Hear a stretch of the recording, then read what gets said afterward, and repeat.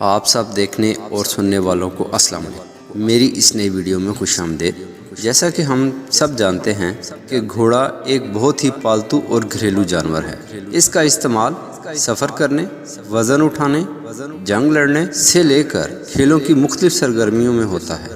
گھوڑے ایک طویل عرصے سے انسان کے وفادار ساتھی ہیں اور وہ اپنے آقاؤں کو بچانے کے لیے اپنی جان کی قربانی تک دے سکتے ہیں۔ ان کی دنیا میں 350 اقسام پائی جاتی ہیں اور سب سے اعلیٰ عربی نسل کی ہے۔ ان میں سے بیشتر جن کو تاریخ میں ممتاز مقام ملا وہ بلا شبہ اعلیٰ نسل کے گھوڑے تھے، جو تاریخ میں معروف جنگجوؤں کے ساتھ وفاداری اور ان کی خدمت کے لیے مشہور ہیں۔ ایسے بہت سے گھوڑوں نے بہت سی لڑائیوں میں حصہ لیا اور اپنے آقاؤں کو اپنی کامیابی یا ناکامی تک لے گئے۔ کچھ مشہور جنگی گھوڑے ایسے ہیں جن کے نام تاریخ میں کبھی فراموش نہیں کیے جا سکتے ہیں۔ ویڈیو کی تفصیل میں جانے سے پہلے میں ہوں جہاں زیب بشارت۔ میری اس ویڈیو کو آخر تک ضرور دیکھیں اور اگر میرا یہ چینل پہلی دفعہ دیکھ رہے ہیں تو میرے چینل کو سبسکرائب ضرور کر دیں اور بیل آئیکن کو دبانا نہ بھولیں تاکہ میری آئندہ آنے والی ویڈیوز آپ کو ٹائم پر مل سکیں۔ چیتک مہاراجہ پرتاپ کا گھوڑا تھا جو شمالی ہندوستان کے راجپوتوں کے بادشاہ تھے۔ چیتک 21 جون 1576 کو ہلدی گھاٹی کی لڑائی میں چوٹ لگنے سے ہلاک ہوا۔ یہ جنگ راجپوتوں اور مغلوں کے مابین لڑی گئی۔ مہاراجہ پرتاپ نے ہلدی گھاٹی میں اپنے گھوڑے کے لیے ایک یادگار تعمیر کی جہاں چیتک گرا تھا۔ یہ راجستھان کے ضلع راجسمند میں واقع ہے۔ چیتک مقامی لوگوں کی بہت سی لوک کہانیوں میں اکثر نظر آتا ہے اور بہت سی نظموں میں اس کا ذکر نیلے گھوڑے کے نام سے ہوا ہے۔ بیوسفالس شاید تاریخ کا پہلا مشہور گھوڑا ہے جو اسکندر اعظم کا پسندیدہ تھا، جو اب تک کے سب سے بڑے جنگجوؤں میں سے ایک ہے۔ مورخین کا کہنا ہے کہ بیوسفالس کو اسکندر اعظم نے 13 سال کی عمر میں حاصل کیا تھا۔ اس نے متعدد لڑائیوں میں اپنے مالک کا ساتھ دیا۔ گھوڑا مختلف زخموں سے ہلاک ہوا تھا جس کی وجہ سے 326 قبل مسیح میں اسکندر اعظم اور ہندوستانی بادشاہ پورس کے درمیان لڑی گئی تھی۔ اپنے پسندیدہ گھوڑے کی یاد میں اسکندر اعظم نے دریائے جہلم کے کنارے بوسی پالا نامی ایک شہر تعمیر کیا۔ یہ جدید دور کے پاکستان میں واقع ہے۔ حالیہ کا نام بھی اسی تاریخی گھوڑے کے نام پر رکھا گیا ہے جہاں یہ خیال کیا جاتا ہے کہ اس کی موت ہو گئی تھی۔ ٹریولر جنگی رابرٹ لی کا پسندیدہ گھوڑا تھا جو امریکی خانہ جنگی کے دوران کنفیڈریٹ آرمی کے کمانڈنگ آفیسر تھے۔ یہ ایک سرمئی امریکی گھوڑا تھا جو 1857 میں پیدا ہوا تھا اور اس کا اصل نام گرین بیئر تھا۔ اسے 1862 میں لی نے خریدا تھا۔ گھوڑا لڑائی میں اپنی رفتار، طاقت اور ہمت کے لیے جانا جاتا تھا۔ ٹریولر جنرل لی کے ساتھ بہت ساری جنگوں میں ساتھ رہا۔ 1871 میں ٹریولر کو تشنج ہو گیا اور اس کے درد کو دور کرنے کے لیے اسے گولی مار دی گئی کیونکہ اس بیماری کا کوئی علاج نہیں تھا۔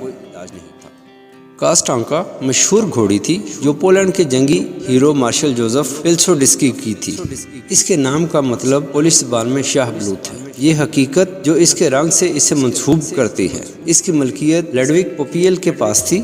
وہ پہلی جنگ عظیم کے دوران آسٹرو ہنگری اور جرمنی کے ساتھ پولینڈ کے لشکروں کی بہت سی لڑائیوں میں اپنے ماسٹرز کو لے کر گئی۔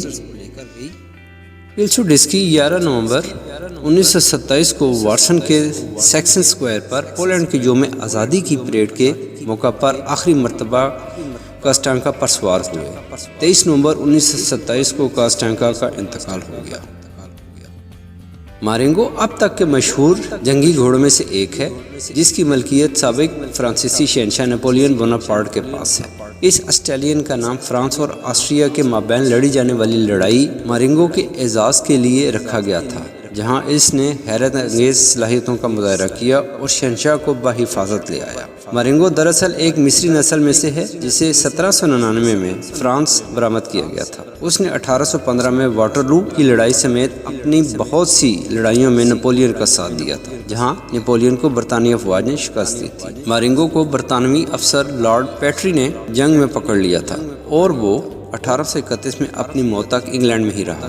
اس کا ڈھانچہ اب بھی چیلسی کے نیشنل آرمی میوزیم میں موجود ہے۔ پلومو لاطینی امریکہ کے سائمن بولیوار کا گھوڑا تھا۔ بولیوار کو یہ گھوڑا کاسیلڈا نامی ایک بزرگ کسان نے تحفے میں دیا تھا جس نے اس وقت مقامی عقیدے کے مطابق ایک عظیم جرنیل کو گھوڑا تحفہ دینے کا خواب دیکھا تھا۔ پلومو کو لمبی دم والا سفید گھوڑا بتایا جاتا ہے۔ 1819 میں ان کو ملنے کے بعد سے پلومو نے آزادی کی جدوجہد کے دوران بولیوار کے ساتھ بہت ساری لڑائیوں میں ان کے ساتھ شامل رہا، جبکہ پلومو بولیوار کے ایک افسر کی دیکھ بھال میں کافی عرصہ تک رہا اور پلومو کا انتقال لانگ مارچ کے بعد ہوا۔ اس کا مجسمہ مولا میوزیم آف ملاؤ میں بنایا گیا ہے۔ Copenhagen Lord Arthur Wellesley Duke of Wellington کا مشہور جنگی گھوڑا تھا جو 1808 میں پیدا ہوا۔ اسے جنرل گروسوونز نے پالا اور اس نے کچھ ریسوں میں بھی حصہ لیا۔ اس کا نام کوپن ہیگن دوسری جنگ میں برطانوی فتح کے اعزاز میں رکھا گیا تھا۔ لارڈ ویلنگٹن نے اسے 1813 میں حاصل کیا اور متعدد فوجی لڑائیوں میں اس کی سواری کی۔ 1815 کی واٹرلو کی لڑائی میں کوپن ہیگن نے جنرل کا ساتھ دیا جہاں اس نے نیپولین بوناپارٹ کو شکست دی۔ یہ جنگ کے بعد ریٹائر ہوا۔ یہ گھوڑا 12 فروری 1836 کو فوت ہوا۔ سنسناٹی ان 3 مشہور جنگی گھوڑوں میں سے ایک تھا جس کی ملکیت امریکن خانہ جنگی کے جنرل یولیسس ایس گرانٹ کے پاس تھی، جو اس وقت امریکہ کے تیز ترین گھوڑوں میں سے ایک تھا۔ امریکی خانہ جنگی کے دوران ایک مداح کی طرف سے گرانٹ کو تحفے میں ملا تھا۔ سنسناٹی جنرل کے ساتھ متعدد جنگوں میں شریک رہا اور وہ گرانٹ کا پسندیدہ انتخاب بھی تھا۔ گرانٹ کو ان کی زیادہ تر یادگاروں میں سنسناٹی پر سوار دکھایا گیا ہے۔ ابراہیم لنکن بھی سنسناٹی کے مداح تھے جس پر وہ روزانہ سواری کرتے تھے۔ گھوڑا 1878 میں میری لینڈ میں واقع ایڈمرل ڈینیل ایمن کے فارم میں فوت ہوا۔ کومانچے ایک مشہور جنگی گھوڑا تھا جو امریکی فوج کی ملکیت تھا، جو لٹل بیگورین کی لڑائی میں زندہ بچ جانے والا تھا۔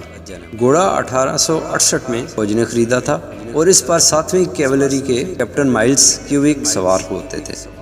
کومانچے کے خلاف جنگ میں اس کی بہادری اور وفاداری کے لیے اس کا نام کومانچے رکھا گیا۔ 1876 میں لٹل بیگورین کی لڑائی میں کومانچے زخمی ہونے کے بعد بھی کیپٹن کو اٹھا لایا تھا، جس میں کوئی بھی اور فوجی زندہ نہیں بچ سکا تھا۔ کومانچے کو تنخواہ زندہ بچ جانے والے کے طور پر یاد کیا جاتا ہے، حالانکہ بہت سے دوسرے گھوڑے بھی بچ گئے تھے۔ کومانچے کو 1887 میں 7ویں کیولری کا اعزازی سیکنڈ کمانڈنگ آفیسر بنایا گیا۔ کومانچے 1891 میں انتقال کر گیا۔ اسے فوجی اعزاز کے ساتھ دفن کیا گیا، جو صرف 2 گھوڑوں میں سے ایک تھا۔ سارجنٹ ریکلیس اب تک کے سب سے مشہور جنگی گھوڑوں میں سے ایک ہے۔ ریکلیس منگولیا نسل کی ایک گھوڑی تھی جس کا مالک امریکی فوجی تھا۔